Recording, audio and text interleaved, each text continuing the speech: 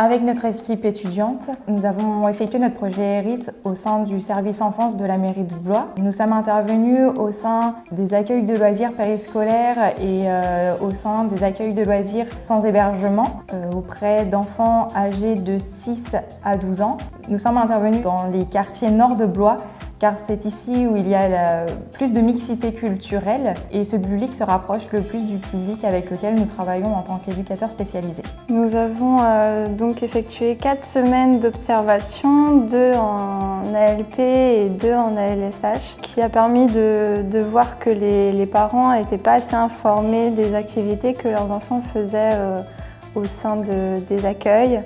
Les responsables des ALP effectuaient des démarches administratives qui leur étaient pas dues dans leur fiche de poste, notamment des démarches personnelles des parents. Il y a aussi un manque d'accueil de la singularité de l'enfant par un problème de manque d'animateurs sur le terrain. Les animateurs sont peu nombreux comparé à ce qui devrait être.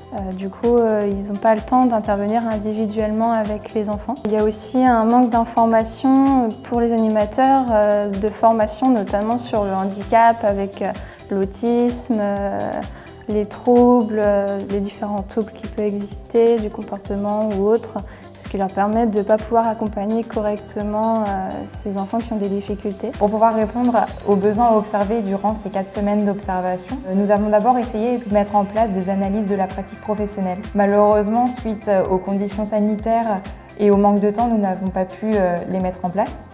Par la suite, nous avons mis en place des livrets d'accueil et des livrets d'information à destination des familles pour pouvoir les informer sur différentes informations du type horaire des ouvertures ALP ou encore numéro de téléphone de la CAF, de la MDPH ou de la MDCS. Comme troisième action, on a fait un partenariat avec le Planning Familial 37 où on a emprunté des outils d'activité pour faire des débats mouvants et avec des expositions où il y a des affiches sur le sexisme, les activités genrées. Pour pouvoir évaluer nos actions, nous mettions en place après chaque activité une auto-évaluation auquel participaient tous les membres de l'équipe d'étudiants, puis un bilan final avec les équipes d'animation.